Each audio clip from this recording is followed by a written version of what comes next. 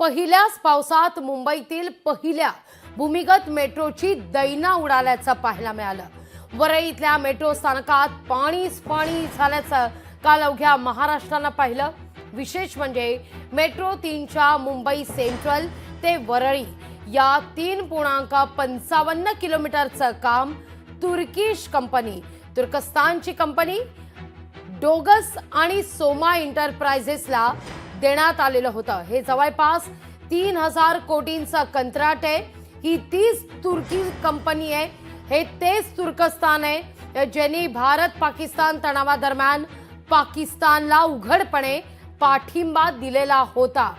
विशेष म्हणजे डोगस ही Turkish company असून भारत पाकिस्तान तणावादरम्यान तुर्कीनं पाकिस्तानला पाठिंबा दिल्यानंतर संताप व्यक्त करण्यात येतोय।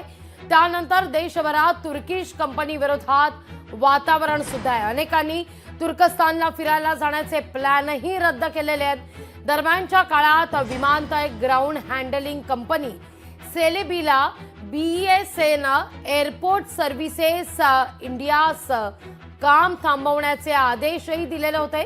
त्याला मुंबई हायकोर्टानं काल स्थगिती सुद्धा दिलेली आहे। मात्र वरळीतील ॲक्वा मेट्रोची झालेली ही दाणादाण पाहता आणि पाकिस्तानला उघडपणे समर्थन करणाऱ्या तुर्किश कंपनी डोगसला देण्यात आलेलं हे काम पाहता या सगळ्यावर आता संताप व्यक्त केला जातोय। काम दिलं तेव्हा तुर्कीचा पाकिस्तानला पाठिंबा नव्हता, मात्र आता जेव्हा भारत पाकिस्तान तणावादरम्यान तुर्कस्तान पाकिस्तानला जाहीरपणे पाठिंबा देत आहे, त्यानंतर मात्र देशातील कंपन्यांना, या देशातल्या कंपन्यांना, विशेषतः तुर्कस्तानातल्या कंपन्यांना भारतातील मोठमोठी कामं देणं कितपत योग्य आहे हा सवाल आता या निमित्तानं उपस्थित होतोय। याखेरीज वरळी स्थानकात जर प्रवाशांची या सगळ्या दुर्घटनेदरम्यान मोठी गर्दी असती तर मात्र काय झालं असतं याची कल्पना न केलेलीच बरी। मोठा अनर्थ घडला असता, मोठ्या प्रमाणावर जीवितहानी झालेली असती।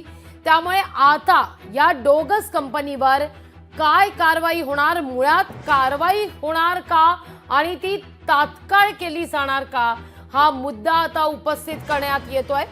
याचबरोबर डोगस कंपनीकडून नुकसान भरपाई घेण्यात येणार का, त्यांचं कंत्राट रद्द होणार का, हे सवाल लोकशाही मराठी उपस्थित करत असताना हा सूर विरोधकांकडून सुद्धा अळवला जातोय। आता या प्रकरणी मेट्रो प्रशासन काय भूमिका घेतं हे पाहणं फार महत्त्वाचं आहे। या सगळ्या विषयी अधिक माहिती घेतोय आपले प्रतिनिधी भूषण शिंदे यांच्याकडून। भूषण, फार महत्त्वाची खरं तर ही बातमी म्हणायला हवी। डोगस कंपनीला हे कॉन्ट्रॅक्ट देण्यात आलेलं होतं। ही तीच कंपनी आहे ज्या देशानं भारत पाकिस्तान तणावादरम्यान थेट पाकिस्तानला पाकड्यांना पाठिंबा दिलेला होता। अशा या कंपनीला सुरुवातीला हे कॉन्ट्रॅक्ट देण्यात आलेलं होतं। बरं, आता मात्र तेव्हा तो काळ नव्हता तणावाचा, आता मात्र तणाव भारत पाकिस्तान निर्माण झालेला असताना, त्यावेळी पाकिस्तानच्या बाजूने तुर्कस्तान उभं राहिलेलं असताना, आता या सगळ्या घटनेनंतर या डोगस कंपनीवर काय कारवाई होणार, ती तात्काळ होणार का, याकडे मात्र सगळ्यांच्याच नजर आहेत। या सगळ्या घटनेनंतर मात्र संताप व्यक्त केला जातोय।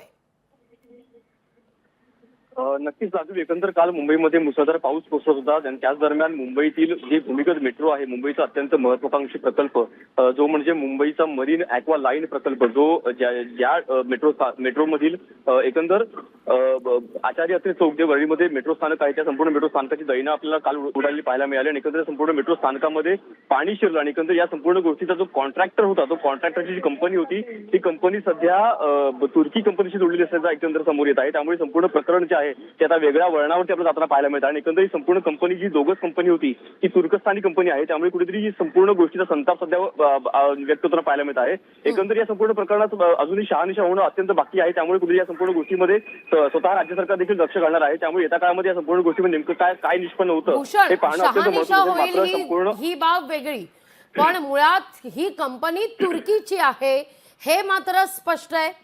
ही तीच तुर्की कंपनी आहे, हे तेच तुर्कस्तान आहे ज्यांनी पाकिस्तानला पाठिंबा दिलेला होता। अशा वेळी मात्र भारताच्या दृष्टीनं तुर्कस्तान आणि पाकिस्तान हे मात्र एकाच पातळीवर आता आलेले आहेत।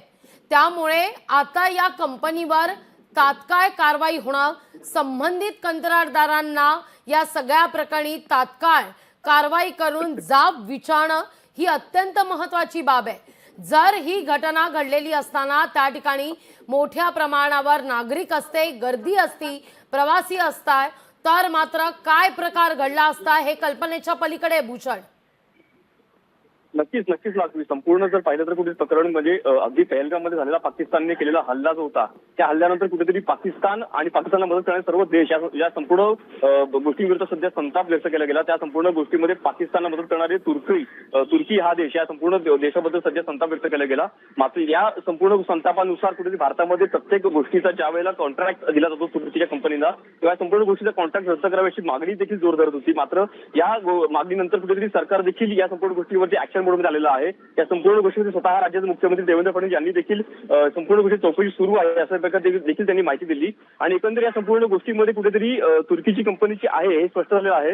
मात्र येत्या काळामध्ये या संपूर्ण गोष्टीचा कॉन्ट्रॅक्ट रद्द होतो का, किंवा या संपूर्ण गोष्टीमध्ये ज्या कंपन्या आहेत त्या कंपन्यांना हकलण्यात येतं का, हे पाहणं अत्यंत महत्त्वाचं असणार आहे।